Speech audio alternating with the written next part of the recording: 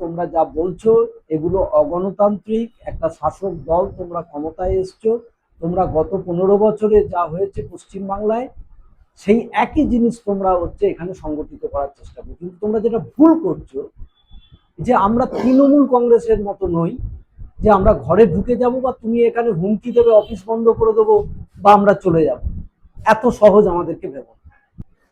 যেখানে মিছিল হচ্ছে, মিটিং হবে, ওদের বক্তব্য হচ্ছে যে তোমরা মিটিং করতে পারবে না, মিছিল করতে পারবে না, স্লোগান দিতে পারবে না, সরকারের সমালোচনা করতে পারবে না। নির্দিষ্ট কিছু অ্যান্টি সোশ্যাল যারা একসময় তৃণমূলে ছিল তারা এখন ঢুকেছে, নতুন কিছু সমাজ বিরোধী তাদের যুক্ত করেছে। নমস্কার, আপনারা দেখছেন কবির সৌরভের ইউটিউব চ্যানেল। পালা বদল হলো, কিন্তু দিন বদল হলো কি? গত 15 বছর পশ্চিমবাংলার মানুষ রক্তক্ষয়ী, হিংসাশ্রয়ী রাজনীতি থেকে ক্লান্ত এবং একটা পরিবর্তন, রাজনৈতিক পট পরিবর্তন, ক্ষমতার পরিবর্তন হয়েছে। পশ্চিমবাংলার মানুষ সম্ভবত, আমি ভুল হতে পারি, সম্ভবত দিন বদলে চেয়েছিলেন, সময়ে বদলে চেয়েছিলেন, চটি বদলে বা জুতো বদলে চাননি।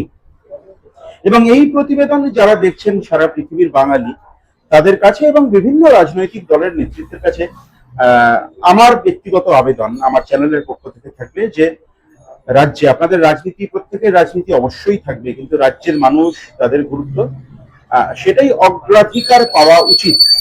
রাজনৈতিক জমি দখল বা পুনর্দখলের লড়াই এই জায়গায় যেন না যায় যা সাধারণ মানুষের জীবনকে, জনজীবনকে ব্যাহত করতে পারে। এত গৌরচন্দ্রিকা, যার জন্য আপনারা জানেন, গতকাল আমার প্রতিবেদন যারা দেখেছেন তারা জানেন যে পূর্ব বর্ধমান জেলার জেলা সদর, পশ্চিমবাংলার অন্যতম গুরুত্বপূর্ণ শহর বর্ধমান, সেখানে বিনয় চৌধুরী একটা সময় এখানকার বিধায়ক ছিলেন, নিরুপম সেন একটা সময় এখানকার বিধায়ক ছিলেন, অত্যন্ত গুরুত্বপূর্ণ এখানকার বর্তমান সদ্য প্রাক্তন বিধায়ক তিনি কিছুদিন আগে অব্দিও বন্দি দশা কাটিয়েছেন, জেল জীবন কাটিয়েছেন। এহেন গুরুত্বপূর্ণ বর্ধমান শহরে গতকাল সিপিআইএম এর 5% পাওয়া সিপিআইএম এর একটি বিধায়ক সমন্বিত সিপিআইএম এর 3টি পার্টি অফিস, একটি এরিয়া কমিটির দপ্তর এবং 2টি শাখা দপ্তর আক্রান্ত হয়। সিপিআইএম এর নেতৃত্বের অভিযোগ যে বিজেপি আশ্রিত দুষ্কৃতীরা, আমরা অবশ্যই বিজেপি নেতৃত্বের সঙ্গে কথা বলে বোঝার চেষ্টা করব তাদের কি দৃষ্টিভঙ্গি, বিজেপি আশ্রিত দুষ্কৃতীরা তাদের শাখা অফিসে এবং এরিয়া অফিসে হামলা করেন। আমরা কথা বলবো এই মুহূর্তে সিপিএম এর বর্ধমান শহর 2 নম্বর এরিয়া কমিটির সম্পাদক এবং এই মুহূর্তে আমরা দাঁড়িয়ে আছি সেই শহর 2 নম্বর এরিয়া কমিটির দপ্তরে অরিন্দম মৌলিকের সঙ্গে। অরিন্দম বাবু, গতকাল কি ঘটনা ঘটেছে? গতকাল আমাদের একটি দেয়াল লেখা হচ্ছিল, 10 তারিখ যে কর্মসূচি ছিল সেই কর্মসূচিতে একটি দেয়াল লেখা আসে।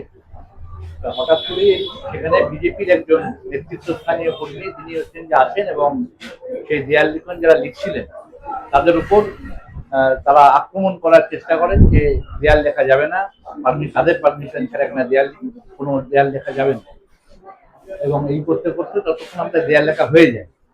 তারা আমাদের এরিয়া অফিসে কয়েকজনকে নিয়ে আসেন এবং চিৎকার চেঁচামেচি করেন। তারপরে তারা ঘুরে দল বেঁধে একটা টিম তৈরি করে 20-25 জনের টিম করে তারা আমাদের হাউসিং এর গায়ে যে পার্টি অফিস আছে 35 নম্বর ওয়ার্ডের পার্টি অফিস, সেই পার্টি অফিসে গিয়ে তালা লাগিয়ে দেয়। যে তালা ছিল সেটাকে ভেঙে তারা তালা লাগে। তারপরে আবার ওই 20-25 জনের টিম তারা আমাদের এরিয়া অফিসে হামলা করার জন্য আসে এবং এসে এরিয়া অফিস বন্ধ করে দিতে হবে, 8 ঘন্টা সময় দিচ্ছি, তাহলে আগুন লাগিয়ে দেবো, ইত্যাদি ইত্যাদি বিষয়। পার্টি অফিস সব বন্ধ করে ইমিডিয়েট বেরিয়ে যাও ইত্যাদি কাজ করে।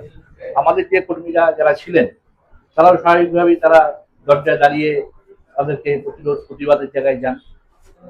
ইতিমধ্যে প্রশাসনের কাছে খবরটা যায়, প্রশাসন তারা আসেন এবং প্রশাসন আসার পরে সেই যে মব, যে 20-25 জনের যে তারা দল নিয়ে এসেছিল, তারা হচ্ছে সরে যায়, কিন্তু সরে গিয়ে তারা তারপরে 34 নম্বর ওয়ার্ডে আমাদের একটা অফিস আছে, সেই অফিস তারা হচ্ছে যে সেইখানে গিয়ে তারা আমাদের 3-4 জন কমরেড সেই অফিসে ছিলেন, তাদেরকে তারা সময় বেরোচ্ছিলেন অফিস থেকে, তার অফিস বন্ধের সময় হয়ে গেছিল, তাদেরকে বার করে আমাদের যে তালা তার বাইরে আর একটা তালা তারা মেরে দেয়, দিয়ে তারপরে তারা থানায় গিয়ে আমাদের 2জন কমরেডের বা আরো অনেকে আছেন বলে তারা একটা ডায়েরি তারা করে আসেন।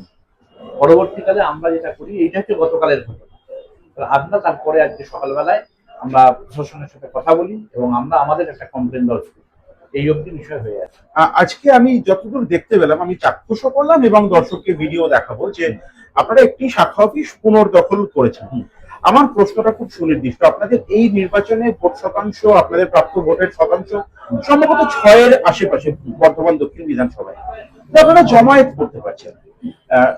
প্রায় জনা 50-এর উপস্থিতিতে আপনারা একটি পার্টি অফিস পুনর্দখল করেন।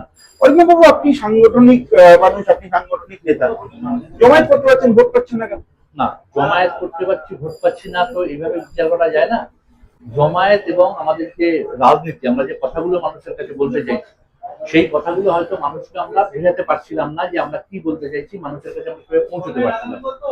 কিন্তু আপনার নির্বাচন যেভাবে হচ্ছে যে রাজ্যে মানুষ যাদেরকে বিরোধী হিসাবে সরকারে এনেছিল, সরকারের বিরোধী হিসাবে যাদেরকে নির্বাচনে এনেছিল, তাদের যে ভূমিকা, যেভাবে দলে দলে তারা শাসক দলের সাথে চলে যাচ্ছে এবং যা তাদের কথাবার্তা, গোটা দলটা হয় এনসিপিআই চলে যাচ্ছে, নয় বিজেপিতে চলে যাচ্ছে, ভালো তৃণমূল খারাপ তৃণমূলে ভাগ হয়ে যাচ্ছে, তাতে মানুষের মধ্যে একটা প্রতিক্রিয়া পড়ছে এবং সেই প্রতিক্রিয়ার জায়গায় দাঁড়িয়ে একটা বড় অংশের মানুষ তারা তাদের যে মনোভাব, সেই মনোভাবের একটা অদল বদল ঘটছে, তাদের সেই মনোভাবের বদল ঘটছে এবং আমরাও দেখতে পাচ্ছি আমাদের বিভিন্ন মিটিং মিছিলগুলোতে একটা ভালো অংশের মানুষ তারা আসছেন এবং নতুন কিছু মুখ যারা হচ্ছেন আসছেন এবং গোটা দেশের সাথেই আমাদের রাজ্যেও বিজেপি বিরোধী একটা মনোভাব, সেই মনোভাব কিন্তু মানুষের মধ্যে আস্তে আস্তে তৈরি হচ্ছে। যে মনোভাব মমতা ব্যানার্জির যে নাটকবাজি, সেই নাটকবাজি নয়, যারা সত্যি সঠিকভাবে বিজেপি বিরোধিতা করতে চাইছেন, বিজেপিকে সত্যি যারা মনে করেন যে এই দলটা বিপজ্জনক, তারা হচ্ছে আস্তে আস্তে আমাদের সাথে আসছেন, এটা আমার মনে হয়। আমার একেবারে শেষ প্রশ্ন, আপনার দলের কর্মীদের এবং বিজেপির কর্মীদের, আপনাদের অভিযোগ যে বিজেপি কর্মীরাই এ কাজ করেছেন, এবং বর্ধমান শহরের সাধারণ এই অঞ্চল যারা জানেন, বর্ধমানের মানুষ, জনবহুল এলাকা, এবং যারা জানেন না তাদের উদ্দেশ্যে বলবো যে পাশেই একটি গার্লস স্কুল রয়েছে, কার্জন গেটের খুব কাছাকাছি এই অঞ্চল, একদম শহরের প্রাণকেন্দ্র বলা যায়। শহরের মানুষের উদ্দেশ্যে, বিজেপির কর্মীদের উদ্দেশ্যে এবং আপনার দলের কর্মীদের উদ্দেশ্যে কি বক্তব্য? আমাদের বক্তব্য একটাই যে প্রতিটা রাজনৈতিক দল তার কথা বলছে, যে গণতান্ত্রিক পরিবেশ আজ থেকে 12-14 বছর আগেও আমাদের রাজ্যে ছিল, প্রতিটা মানুষ তার কথা বলতে পারতো, প্রতিটা রাজনৈতিক দল তার কথা বলতে পারতো। প্রাইমারি মানে উচ্চ মাধ্যমিক স্কুল থেকে কলেজ, ইউনিভার্সিটি, বিধানসভা, পৌরসভা, পঞ্চায়েত নির্বাচনগুলো তো মানুষ তার গণতান্ত্রিক রায় দিত। বিভিন্ন জায়গায় পঞ্চায়েত, পৌরসভা বিরোধী দল তারা শাসন করতো, তারা দখল করে, তারা পরিচালনা করতো, নির্বাচিত হয়ে। যে গণতান্ত্রিক পরিবেশ ছিল, সেই গণতান্ত্রিক পরিবেশকে ফিরিয়ে আনতেই হবে এবং এক্ষেত্রে আমরা সাধারণ মানুষের কাছে আবেদন করবো যে এই পরিবেশ ফিরিয়ে আনার জন্য যেমন বামপন্থী শক্তি লড়ছে, তার সাথে সাথে মানুষের সমর্থন আমাদের প্রয়োজন। মানুষ ছাড়া কিন্তু আমরা পারবো না, কিন্তু সেই গণতান্ত্রিক কাঠামো আমাদের ফিরিয়ে আনতে হবে। সেইটাই আমাদের কাছে মানুষের কাছে আবেদন যে আপনারাও এগিয়ে আসুন, আমাদের রাজ্যের, আমাদের দেশের গণতান্ত্রিক কাঠামোকে ফিরিয়ে আনার ক্ষেত্রে এই লড়াই আপনারা শুনলেন অপূর্ব চ্যাটার্জির কথা, আপনারা শুনলেন সৈয়দ হোসেনের কথা, আপনারা শুনলেন অরিন্দম মৌলিক, সিপিএম এর এরিয়া সম্পাদকের কথা। আমাদের চ্যানেলের পক্ষ থেকে খুব স্পষ্ট বক্তব্য রাজ্যের মানুষের উদ্দেশ্যে, শান্তি শৃঙ্খলা বজায় থাকুক। শাসক দলের নেতৃত্বকে অবশ্যই বলবো যে আপনারা গুরু দায়িত্ব পেয়েছেন, আপনাদের প্রাক্তন প্রধানমন্ত্রী দেশের অটল বিহারী বাজপেয়ী, তিনি একবার নরেন্দ্র মোদীকে বলেছিলেন যে রাজধর্ম পালন করা উচিত। আপনারা আশা করি সেই কথা থেকে বিস্মৃত হবেন না। বিপুল জনসমর্থনকে যে কোনো কারণেই হোক মানুষ কিন্তু তৃণমূলের বিরুদ্ধে মূল অভিযোগ ছিল স্থানীয় গুন্ডারাজ, তোলাবাজি, দুর্নীতি, চুরি। আশা করি মানুষকে সুশাসন দেবেন না আপনাদের ছোট্ট কবির সৌরভের ইউটিউব চ্যানেল। আছেন সিপিআইএম এর জেলা সম্পাদক মণ্ডলীর সদস্য, সেখানে প্রাক্তন রাজ্য সম্পাদক অপূর্ব চ্যাটার্জি। অপূর্ব চ্যাটার্জি, গতকাল এখানে যখন ঘটনা ঘটে উপস্থিত ছিলেন, আমরা যতদূর জানতে পেরেছি, একটু বুঝে নেওয়ার চেষ্টা করবো গতকাল কি কি ঘটলো এবং কি প্রতিক্রিয়া।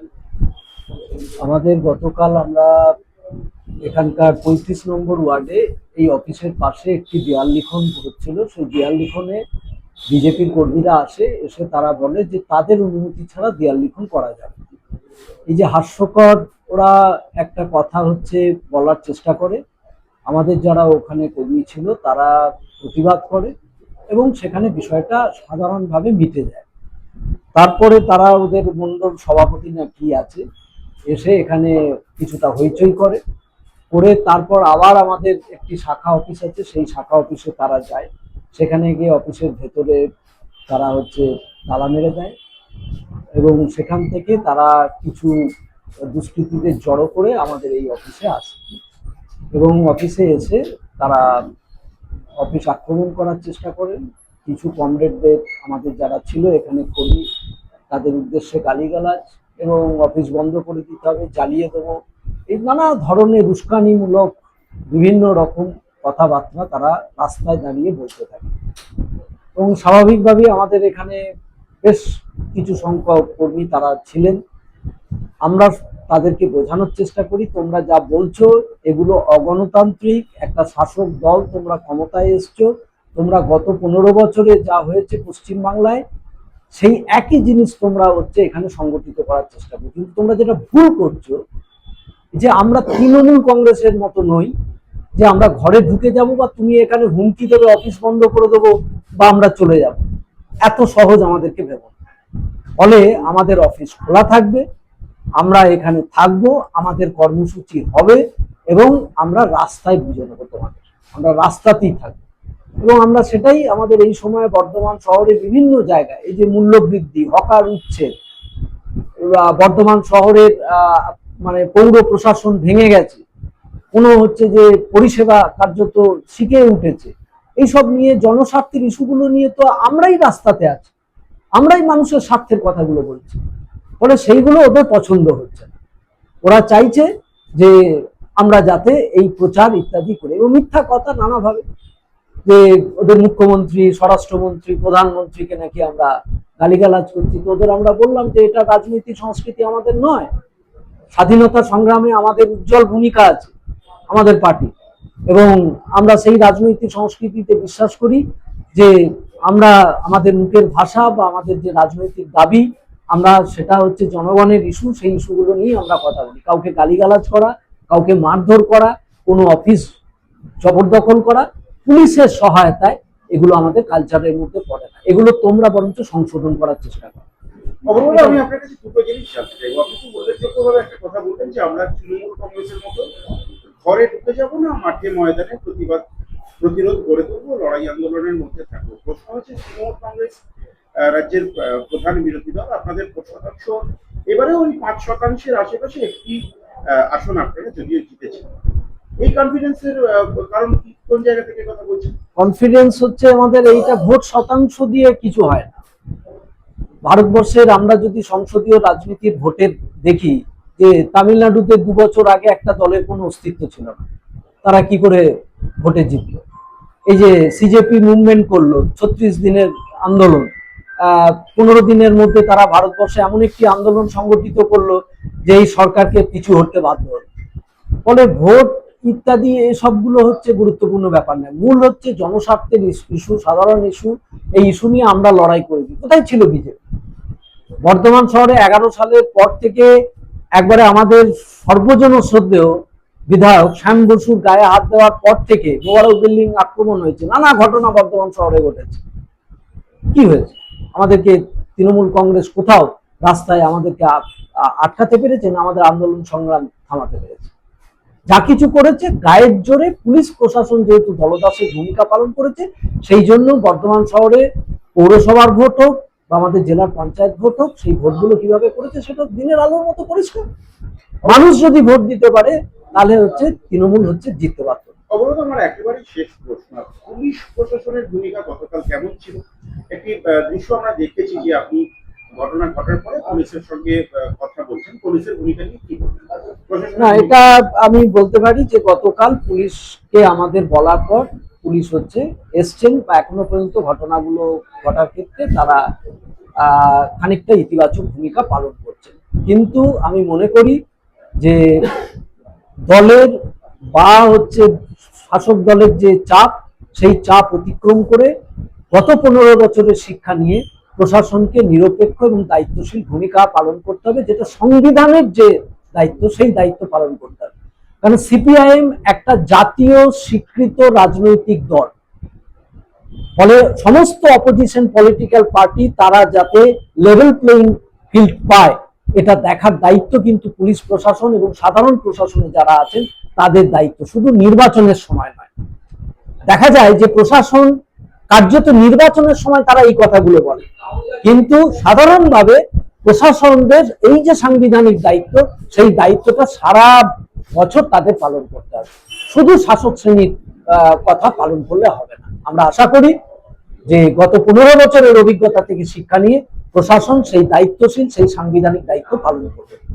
এখন বর্ধমান সিপিআইএম এর বর্ধমান শহর 2 নম্বর এরিয়া কমিটির দপ্তরে আমি দৃশ্য দেখাবো, আপনারা দেখবেন অফিস, পার্টি অফিস জমজমাট। এখানে উপস্থিত আছেন সিপিআইএম এর কেন্দ্রীয় কমিটির সদস্য আকাশ রায় চৌধুরী, উপস্থিত আছেন কেন্দ্রীয় কমিটির সদস্য, রাজ্য সম্পাদক কমিটির সদস্য এবং জেলা সম্পাদক সৈয়দ হোসেন, জেলা সম্পাদক মন্ডলীর সদস্য অপূর্ব চ্যাটার্জি প্রমুখ এবং নেতৃত্বরা। আমি একটুখানি সৈয়দ হোসেনের কাছ থেকে জেনে নিচ্ছি গতকাল ঠিক কি ঘটনা ঘটেছে এবং তারপর থেকে আপনাদের পরিকল্পনা।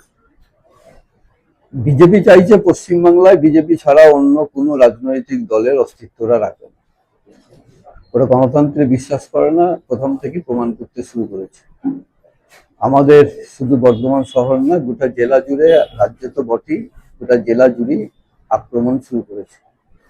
যেখানে মিছিল হচ্ছে, মিটিং হবে, ওদের বক্তব্য হচ্ছে যে তোমরা মিটিং করতে পারবে না, মিছিল করতে পারবে না, স্লোগান দিতে পারবে না, সরকারের সমালোচনা করতে পারবে না। নির্দিষ্ট কিছু অ্যান্টি সোশ্যাল যারা একসময় তৃণমূলে ছিল তারা এখন ঢুকেছে, নতুন কিছু সমাজ বিরোধী তাদের যুক্ত করেছে, করে সিপিআইএম এর উপর, বামপন্থীদের উপর বিভিন্ন ধরনের আক্রমণ সংঘটিত করছে। গতকাল সেই একইভাবে বর্ধমান শহর 2 এরিয়া কমিটি অফিসে এসে হামলা করেছে। পাশের দুটো ব্রাঞ্চ অফিস ছিল, সেই দুটো ব্রাঞ্চ অফিসে ঝামেলা করেছে, তালা লাগিয়েছিল।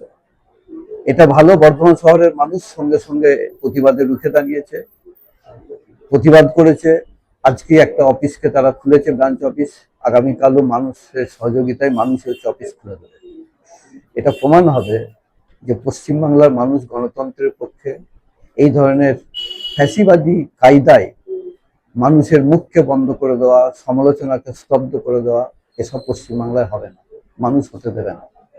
এটা আবার এখানকার মানুষ, বর্তমান শহরের মানুষ প্রমাণ করেছে। শুধু এই জায়গাটাতে না, আমরা একটা লক্ষ্য করছি কোনো কোনো ক্ষেত্রে আমাদের জেলায় মঙ্গলকোট, মন্তেশ্বর, ভাতার, খণ্ডঘোষ শহর, বর্ধমান শহরের একাধিক জায়গাতে বিজেপি এই কাজটা করছে, আক্রমণ সংগঠিত করছে। কোনো কোনো জায়গায় পুলিশ প্রশাসন সরাসরি বিজেপির এই গুন্ডামিকে সাহায্য করছে। আমরা খণ্ডঘোষে দেখলাম যে যখন মানুষ প্রতিরোধ করলো, তারা থানার সামনে গিয়ে দাঁড়িয়ে আমাদের মানুষদের যারা পেরিয়ে যাচ্ছে তাদের উপর আক্রমণ সংগঠিত করেছে। আমরা ওই একইভাবে ভাতারে দেখেছি, সেখানে পুলিশ প্রশাসনের সাহায্য নিয়ে সেখানে বিজেপি, ভারতীয় জনতা পার্টি তারা হচ্ছে যে আক্রমণ সংগঠিত করছে।